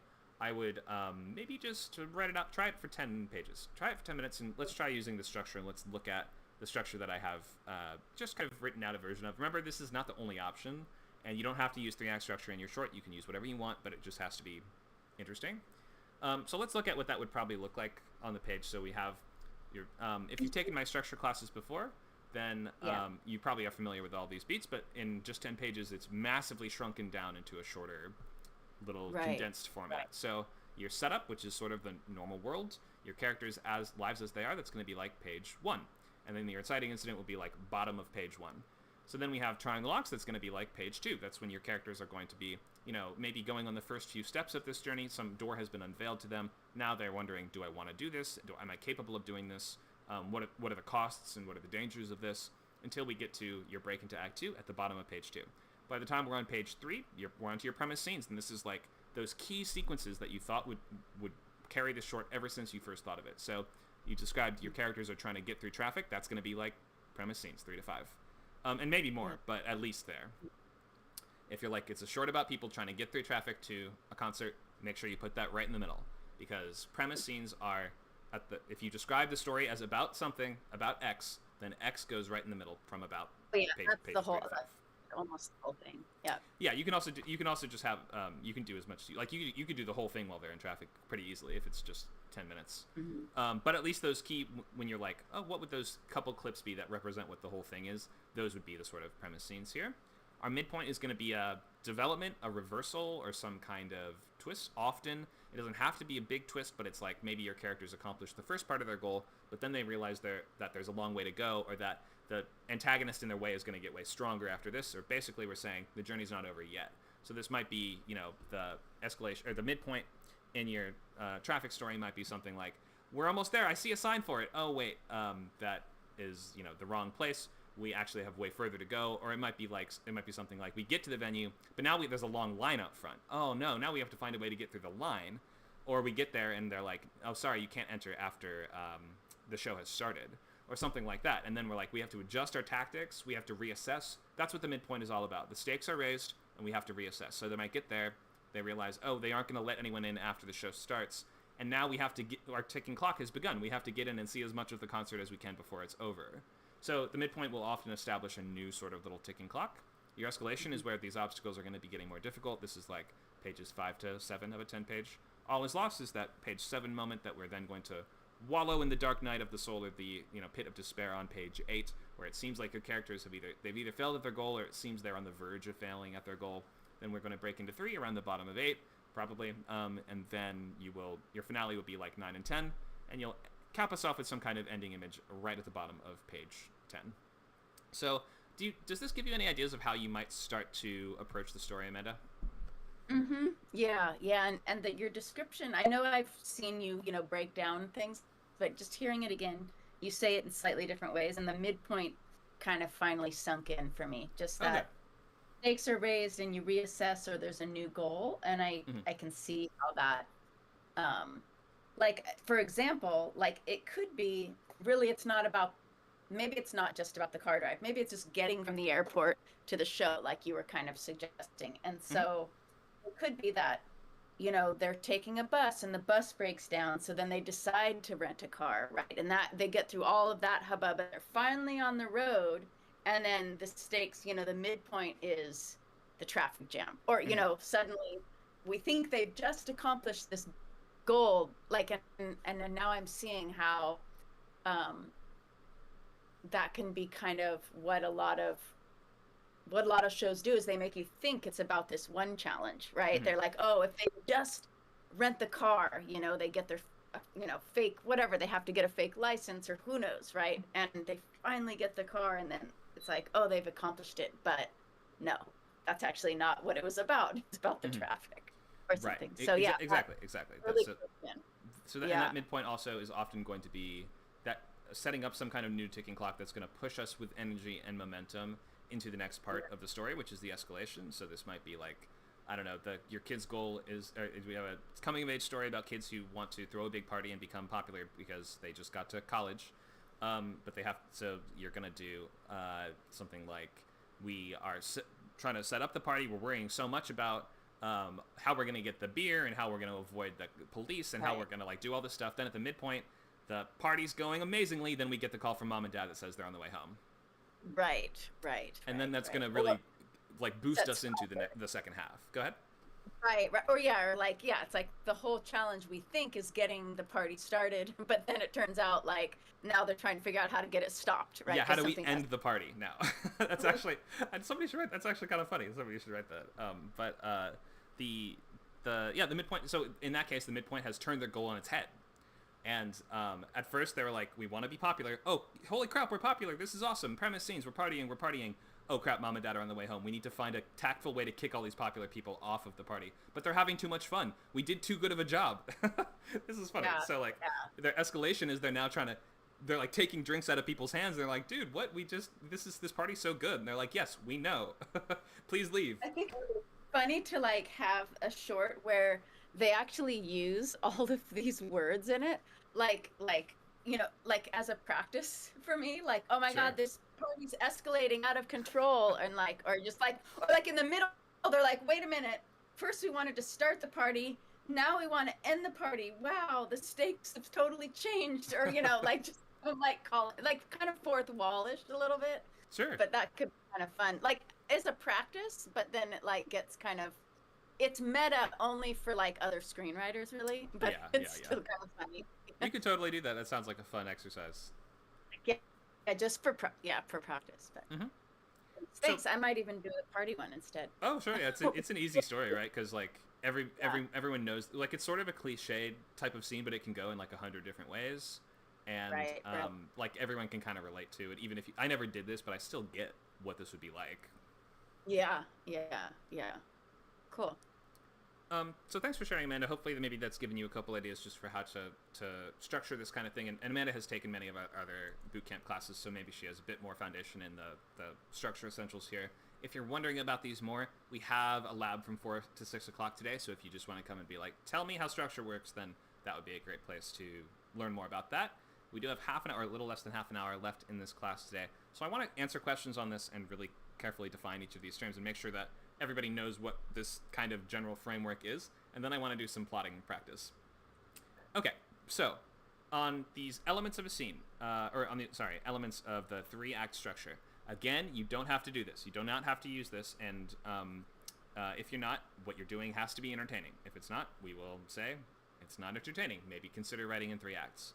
Not every story has each of these play out the exact same way every time. These are just estimates and, suggestions of how this could go. But just to very quickly define, remember, setup is like your character's normal life or normal world, and something has yet to change. Your character often wants something, but they may not know how to get it yet, or they may be in a kind of stasis where they are unchanging until our inciting incident will shake up their life. It's also called a catalyst sometimes because it catalyzes a change for your main character. So 3-act storytelling entirely revolves around this idea of a central protagonist that you might have several characters in your short. We will most of the time like to center it on a single one of them. Trying the locks refers to, imagine that a door has been unveiled to your character, and now there's something that they want on the other side of it, or something tempting on the other side of it, but there's a bunch of locks on the door, and they now have to try them in various ways and realize, how difficult is this door going to be to go through? Wow, this is going to be a really difficult task ahead of me. I wonder if I'm capable of this. I wonder if I could possibly do this. Until we hit our break into 2, which means we are transitioning from Act 1 into Act 2. Act 2 is the majority of your story, and it's the middle. Act 2 is the movie, we always say. So premise scenes are going to be those scenes that you envisioned in the trailer, and they're going to be basically exactly what your logline describes. It's going to be like, if your short is about a guy running from a serial killer, in your premise scenes, the guy is running from the serial killer. The escalation is going to represent... So we talked about midpoint, but that's going to be that reversal or that escalation, or the raising of the stakes.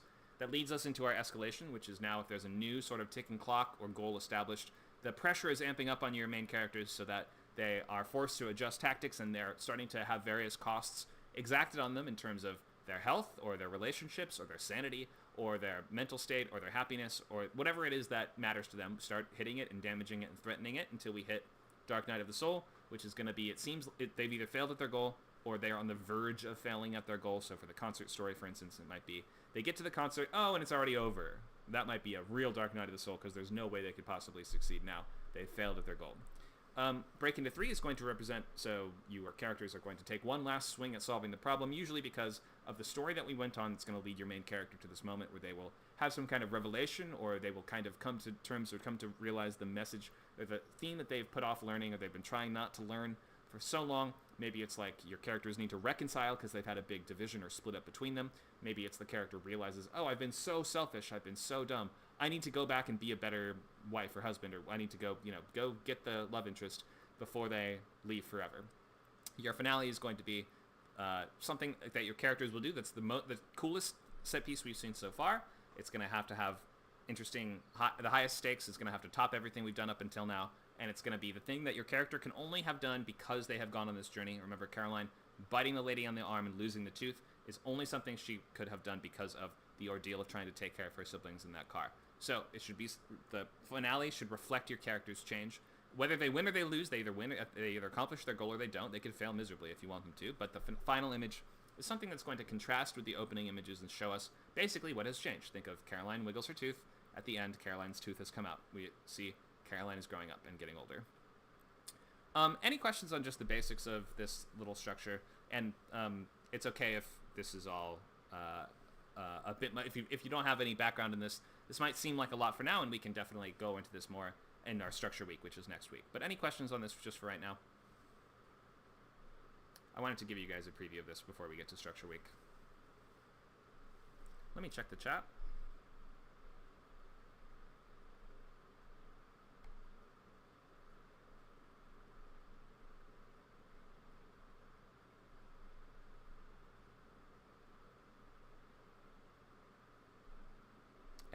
Any questions? Perhaps not? Okay. If not, then we will... I see somebody's typing, but I will check the question when you're finished typing.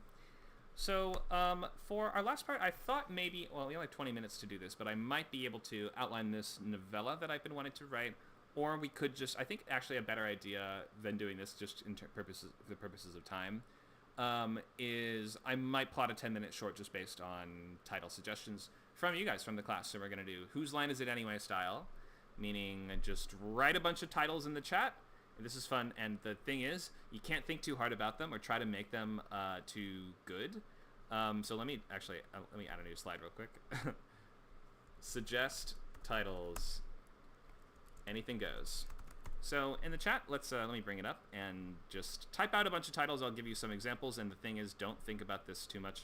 You have to just type things without, just make your hands work without your mind catching up. So I'll go to the general chat, make sure to click that little bubble, and I'm just going to type some stuff out. How about a 10-minute short called Beetle Boy and the Big Bug? Okay, how about a short called Razor Soup? Short called Crying in Church. See, just write stuff and just post it in the chat, and I just want to see a bunch of suggestions for titles. Don't think too hard. Go. Long Roads. Oh, I actually love that one, Paul. Keep going. Just post a bunch of these. I'm going to post a bunch too, but I'm not going to choose one of mine. I got to choose one of yours. Let's do one called Reinstating Truth. Let's do one called A Day at My Mom's Castle. The Big Blue Creep. Let's do one called Singing is Illegal. Keep going. Keep posting these. Just write down titles. They don't have to make sense or be very good. I want to see like 10 of them. Oh, I guess they're not coming up on our stream chat for some reason. I'll have to just read them out. Why is it that they are not showing? Oh, I see. That's because we have general chat on the screen, not the voice channel chat.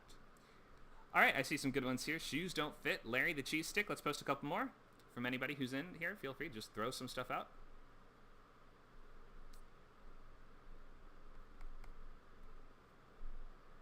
Need some leaves from Paul. Need some leaves. Fernando and the Awesome Gorilla. That sounds like a kid's book. Could rival Curious George, perhaps. Stone Soup. That's a fun one. Castling the Blue Forest. I wonder what that even means. We like story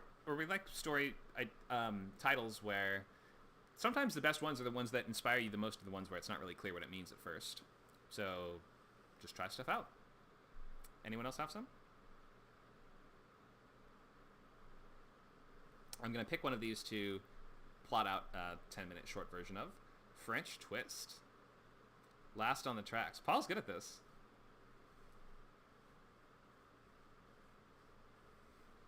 Let's do one more, and then I'll pick one.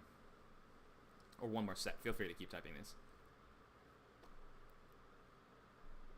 Alright, so I'm going to just scroll up the list here, and feel free to leave an emoji by one if you like it a lot, but I'm just going to see which ones I like and just pick one to do as a 10-minute short and see what sort of jumps out to me. So, Big Boxes, Jubilee of Clowns, The Smart Side of the Loon as a dramedy from Amanda, Fergal and the Lying Kitten, Lunchtime, Inside It, Castling the Blue Forest.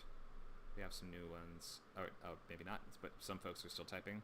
French Twist, Last on the Tracks, Typing for Fools, Friend in a Box. Ooh, that's almost like The Other Side of the Box, which is quite a good horror short. So, out of all of these, which one do I like the best? I kind of like Shoes Don't Fit. I don't quite know what it is yet. The Fool and His Treasure. Thanks, Amanda. Alright, so I'm going to bring up my Google Drive, and I'm just going to figure out what this short is really quick, and I'm going to show you how I would plot it using these kind of methods here, and you guys can, of course, leave us some suggestions and some ideas in the chat if you want to kind of give me ideas as we go, but I'm going to be pretty quick on this, so I'm not going to crowdsource every single solution. But let's, again, remind ourselves what the plot beats are. We have setup, we have catalyst, we have break into two, we have premise scenes. Oh, I skipped trying the locks. Whoop. Break into two, premise scenes, we have midpoint, escalation, all is lost, pit of despair, break into three, finale, ending, or final image. Alright, and maybe we can start with opening image too, but we don't always need that. Alright, so there's our basics. That's your sort of save the cat sheet. And we are going to figure out what title did I choose again? Shoes Don't Fit. I do like that. I'm going to have to figure out what that means. So I'm going to write my title at the top, and I'm just going to have to pick stuff. So Shoes Don't Fit. I'm going to pick that this is a... Shoes Don't Fit is about the owner of a Foot Locker who, when a very large man comes in that no shoes in the entire store fit him, he starts getting more and more upset, and it causes the store owner to adopt increasingly crazy tactics to try to get this guy shoes that fit. All right, this is kind of an absurd comedy sketch, I've just decided. Absurd comedy. So, this is following the manager of a Foot Locker. Let's say it's in a mall. Manager of a Go ahead. Could it just be that the guy is super, super picky too? Just throwing that out there. Sure, yeah, it could be. I mean, to me, it's a little less immediately funny and visual than guy is a giant, but it maybe he is a very picky giant. Perhaps. Let me write that down. Picky customer. All right, so manager of a Foot Locker having trouble selling pair of shoes to new customer. Seemingly none of them fit him. Actually, you know what's funnier than him being huge? He has the weirdest shaped feet. It's about a guy... The customer has the weirdest shaped feet that the manager's ever seen. Okay, so let's just... this is going to be terrible, but I'm just going to go through... just plot what this would be. So opening image I'm not going to worry about yet. I'm just going to take it off the board for now. But let's say setup, we have manager of Foot Locker. And let's say he's on hard times. The store is about to close. store has low profits and is about to close, and let's push the stakes even higher. His wife will divorce him if he doesn't keep the business afloat. All right, that's kind of our setup. That's like your first page that establishes that, and we're going to have our catalyst. A customer enters and takes off his shoe, revealing the weirdest shaped foot we've ever seen.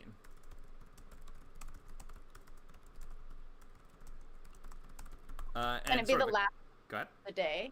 So this is the last customer of the day, so it's his last chance to make a sale or something. Sure, that's a good way to do it. Last customer of the day enters. And he's like, this. Let's make it a super rich looking guy. Last customer of the day enters, super rich guy. Let's make it, it's like Mark, let's say it's Mark Zuckerberg. Let's just call him Muckerberg. He takes off his shoe, revealing he has the weirdest shaped foot the manager's ever seen. So when he comes in, the manager's like, wait a minute, you're Zark Muckerberg. And the guy's like, yeah, you know, I shop at the mall. I don't like to make a big deal of it. But anyway, I've got some cash to spend, as you might imagine. So he's like, oh, crap, this is my chance. And then he takes off his shoe, and he's got like a foot that's shaped like a geometric shape. So our trying the lock section is going to be, he tries different tactics. So at first he's like, have you considered those little toeless sock type shoes? You know, he tries all the merchandise in the store. None of it works. None of it fits. The customer is getting antsy. And it seems like he's going to have to try something radical. So our break into 2 is going to be the manager's like, can you wait here 1 minute, and leaves the store.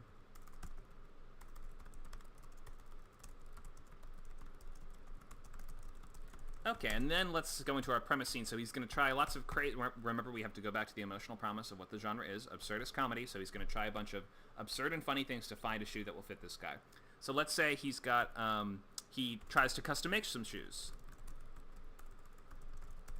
But what could go wrong there? Let's say he is not a craftsman, he's a salesman. So he messes them up. He tries to contact a, what do you call him? Cobbler? Let's say he contacts a cobbler and flies to Italy. A small Italian villa, and tries to convince the cobbler to custom make the shoe, and he's got like a diagram that he's made that looks like a bizarre geometric, you know, polygon or whatever, to convince the customer cobbler to make him the shoes. The cobbler throws him out and, I don't know, throws marinara sauce all over him and banishes him from the village for disrespecting the art of shoemaking. And then let's say our last premise scene is going to be he contacts the engineers at NASA to make a new shoe. And it's an absurdist comedy, so they're like, oh, okay, they help him. So the midpoint is he goes to NASA, he shows up at NASA, and you know, the NASA chief, I don't know, whatever they're called, is a huge shoe connoisseur. How do you spell connoisseur? So he offers the entire weight of his team's resources to design a shoe. This seems like a victory. Oh my gosh, we've accomplished our goal, but now we're going to escalate and reveal that, indeed, this is going to be much harder than we thought. So the first escalation is the customer calls him. He's getting impatient. And it turns out he sees on the news, what's the competitor to NASA? The Soviet Space JPL. Force? Oh. Who? What was it? Oh, JPL. It's not really a NASA. Never mind. They make stuff okay. for NASA. Let's say something. We just want to pick something kind of crazy and diametrically opposed to what NASA would be. So let's say something like the Soviets. Well, is this set during the Cold War? I guess it is. Let's just say the Russians are also on the job. They announce that they too are attempting to make a shoe for Zuckerberg. So then we have that ticking clock established. Now we need to race the Russians to finish this. Let's get the president involved. The president now sees this incident as a matter of national importance, catapulting the Foot Locker manager into the spotlight, into the world's spotlight. So they're trying everything they can to make this, not genetic, but this incredibly engineered super NASA shoe. Our all is lost moment is going to be, or let's say they finish and make the perfect shoe. He rushes back to give it to the customer. And what's the all is lost here? Do you think? It's the right shape, but not the right size is one option. I don't Oh, know. that might be, yeah. So maybe they get back and they realize it is the perfect shape, but it could be the wrong size, or maybe it's the wrong color. He's like, but blue, really? So maybe, Right. Yeah, it could be the wrong color. yeah, maybe they've done everything right, spent millions of dollars, and Muckerberg just doesn't care for it. Yeah, I like that. Let's say wrong color / size, something like that. Pit of Despair, our main character now, his wife divorces him. He's a national laughingstock. He's fired. He loses the store. He's ashamed. He becomes an alcoholic. All right, stuff like this. So remember, in a sketch, this is all just like a page or two, though. So we're not going to go into scene after scene after scene of this, but this is just, 10 minutes of this. So it becomes a national laughingstock until we break into 3. And we're going to look for something that, because of this journey that he's gone on, then he's going to get some ideas that he can take one more attempt at solving this. So our break into 3, let's maybe have... Does somebody have an idea? Go ahead. Oh, I was thinking like he goes to a Kmart and gets like really rudimentary supplies and sort of re-engineers what NASA made, but just, super simply. I mean, that was an idea I had actually for the trying the locks earlier, but, I don't know. That was just one idea. So that's a way just for following your rules is he's learned something. He's taking knowledge learned. Yeah, so at this point, usually we have to go back and see what kind of theme would this journey lend itself to the main character having to learn, right? So we can go back and see, okay, pouring all the money and resources into a product didn't give him the results he wanted. Maybe it was missing that kind of he went into $1 million debt too. Sure, yeah, he's probably in tons of debt. What we could maybe do is we could go back up here and take out the part where he goes to the cobbler, and if we sort of need him to realize that, pouring money into something and just asking corporations to make it and to solve his problem for him is not going to give him the result he wants. Maybe he needs to make it himself and handcraft it, and that's how he's going to become the shoe salesman he always wanted to be. Something like that. His own store. Yeah, I like that. He starts his own store for people with strange feet. There you go. Okay, so let's cut the cobbler scene early on, and let's say he goes to Nike and tries to proposition them to make a shoe. So we've swapped out an early premise scene, as now we are sort of realizing what this can kind of be about. Let's say when he goes to Nike, he fails because they attempt to take over the entire business operation, and they kick him off the team. So they take his idea, they steal it, basically, and then they fire him. That's what Nike would probably do, right? All right, so break into 3, he goes to... let's say he has like $1 left in his pocket. Here, a few dollars. He goes into Kmart to buy, a water bottle and a banana to buy food, and he's, at the bottom of the barrel. And he realizes he has just enough for the basic ingredients, or not ingredients, basic supplies to make a shoe.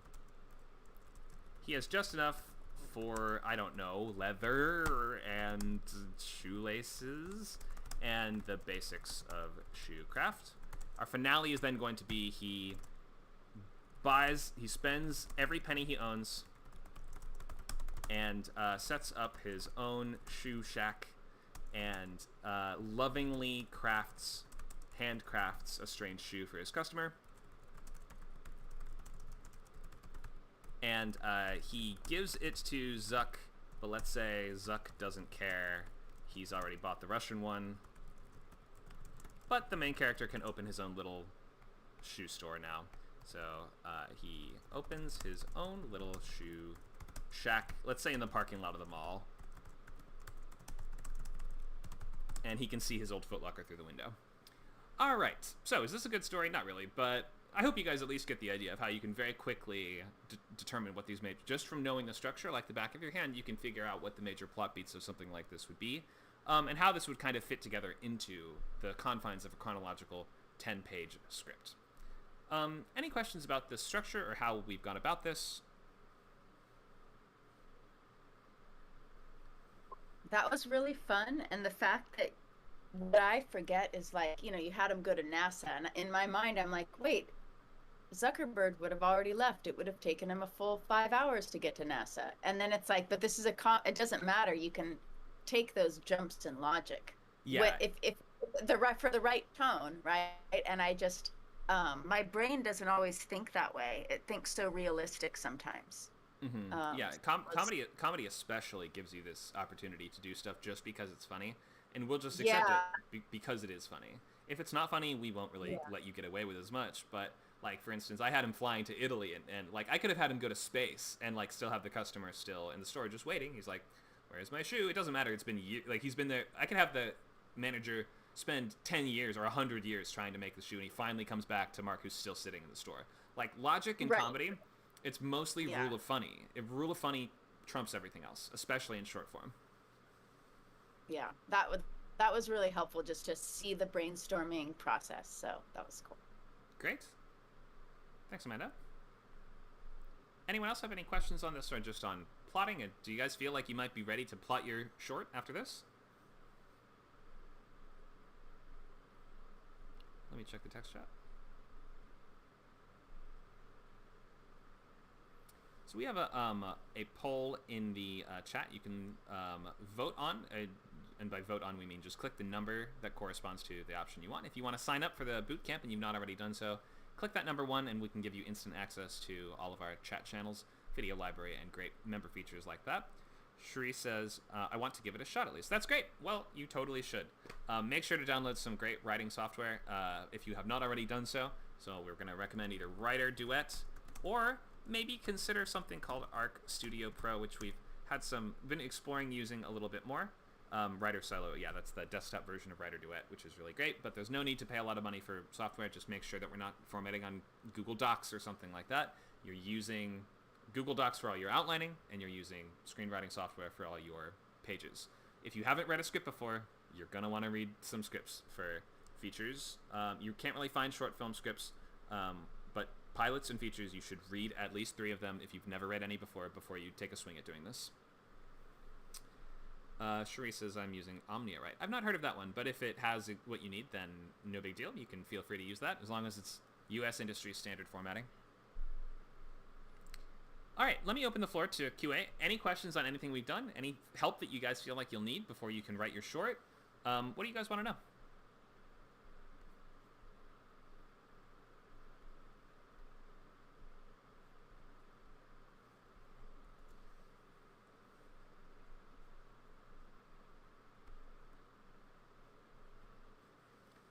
Thanks for coming, Shari.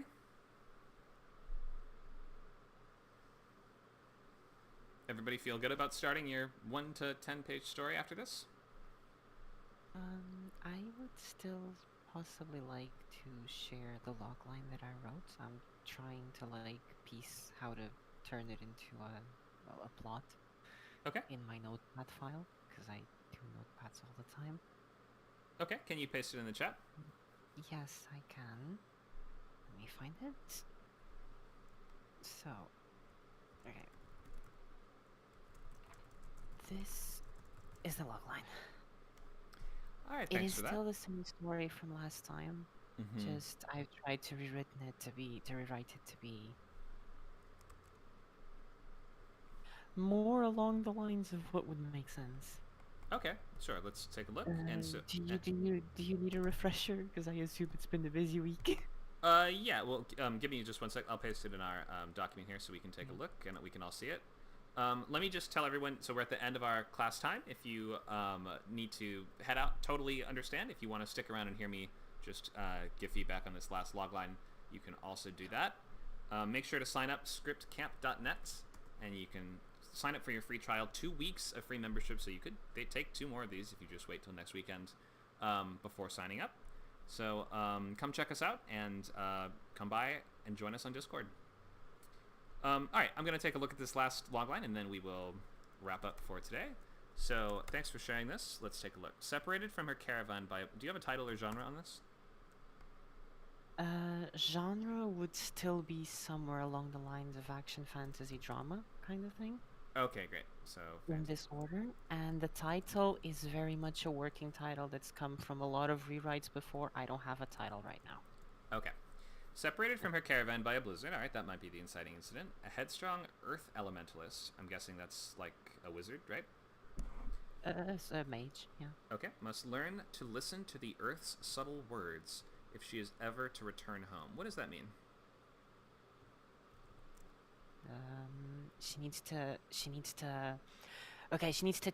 The premise. The idea is that she tackles issues in one way, because she's very stubborn, and she has this very strict idea that she knows what she's doing, and that she can do it, and she's going to do it her way. And after that, after the inciting incident, which also prompts the rest of the theme, it's already going to be there. See, my issue right now is Act 2, but let me finish this before I go into that. Okay. She has to tap into this other aspect of her magic that she hasn't explored, and she needs to discover a new side to it, basically. Okay. Which is going to be difficult because she's not used to this, and she's very stuck in her ways. Kind of the idea. Okay. And what I was saying is, I have I feel personally that it is very strong. I have a very strong opening, and I have a decent final image, but I'm missing like all in the middle in terms of specifics. Okay, that's the really key important part is the middle there, but that's okay. It's good that you have the beginning and end. So this all is working pretty well, except I'm just must learn to listen to the earth's subtle words. That sounds like the sort of theme of the story. It doesn't really give me a clear picture of what she's doing in the story. So physically, what does she have to do? So she's separated from the caravan. She needs to get back to it. Is that right? Yes. Okay. So what's standing in the way? The fact that she does not know the lay of the land, and the fact that the land is very inhospitable. It is a kind of like man versus nature kind of thing, mostly. Okay, I don't think we can really define something as action if it's just going to be a person struggling against the elements. Action is interpersonal violence between intelligent entities like humans, and usually human on human violence, but it could be humans versus monsters or versus robots or any, just violence. Violence is what action means. So maybe this is more of a survival thriller with fantasy element, maybe. I'm not quite sure, but it's not super important. But I will say we just want to know what the character is having to do. So if it's like she needs to get from this side of the mountain to the other, then that would be a clear goalpost. We know, okay, she has to basically ascend and then descend a mountain. That'll be the physical goalpost, right? So we want a better sense of what we're going to be watching the character do. Does she have to survive for 3 weeks until help comes? Does she have to get from point A to point B? Does she have to kill this monster to get back to the caravan? So try to find that, like, the central focal point of what she has to physically accomplish, and give us that in the logline. So it might be something like, and especially if you can like highlight why it will be so difficult, because we're not exactly sure what an Earth Elementalist is or what they can do or what that means. But you might say something like, when she's trapped on a boat, an Earth Elementalist has to use her magic to get back to land, and it's like, oh, she doesn't know how to use water magic, so that will require her to be extra resourceful and crafty, and it might just highlight sort of what is that external interesting conflict going to be. So if you can do something that might suggest this is going to be particularly ironic or difficult for this character to go through, so highlight irony or difficulty of the journey. That might help. We want to know what is the tangible obstacle / goalpost. So instead of saying learning to listen to the Earth's words, that's kind of like the theme she'll realize by the end. But for the purposes of what we're watching her do, that's what the logline is telling us. So give us the specifics of her goal. Maybe you don't know it yet, but you'll just need to think. Yeah, that's okay. You can just do some more thinking and think what would be awesome. What would be awesome to see? Think of something visual. And if it's not going to be fighting action, then it should be some kind of action, right? I mean, unless we're just watching a character sit around and think about stuff, or just watching her make a fire and shiver by a fire, then we want to be watching her do stuff and do cool stuff that only she could do. Yeah, okay. So try to highlight the awesomeness factor. I know that sounds silly, but the awesomeness is kind of like why people are attracted to fantasy. It's because we just want to see something that sounds cool. And a story about a wizard not using their powers and not doing magic doesn't necessarily leap out to me as cool. So I want to imagine that we're going to be getting a scenario where she has to use her powers in a visual and dynamic and kind of clever way. Okay, I see. Okay, so questions about this? My questions? Yeah, do you have questions? I feel like I have to think about this. That's okay. I'm not sure if I have necessarily questions specifically. I need to think about this and try to like brainstorm a little more. That's all right. Yeah. So before next week, I would just try to drill down a little deeper and figure out the specifics of like what is her actual point A and point B that she needs to get past, what obstacles are in the way, and that's what we really want to see in the logline.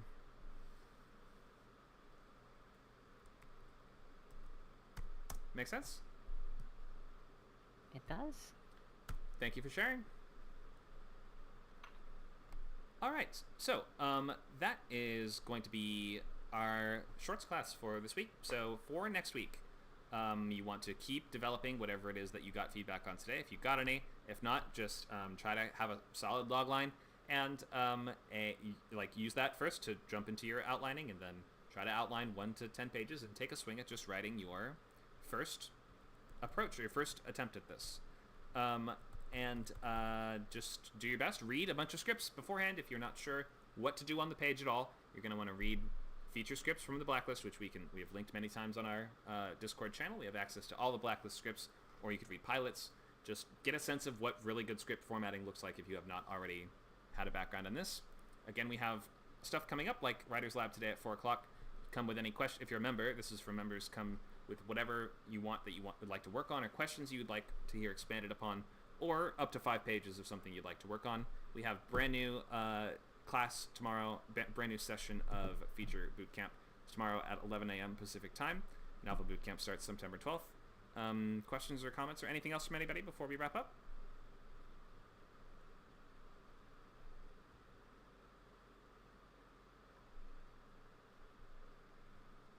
All right, we'll wrap up here then. Thank you all for coming, and keep working on those short films. Nacho, any last announcements? No, just be sure to vote yes in the poll if you want to join. If you have not done so yet, you plan to enroll, you can get immediate access to all the bootcamp channels, and let us know if you have any questions or you need help to sign up. Perfect. Thank you, Nacho. That's going to be it for today. So come, if you've not already signed up, come join us, scriptcamp.net/membership, and start your free trial. If you're already with us, take a stab at making that short film script for next week. We'll have some feedback for you and can give you a boost towards writing that next draft of it. All right, thanks so much, folks. That'll be it for now. We'll see you at your next Scriptcamp class. Have a great one.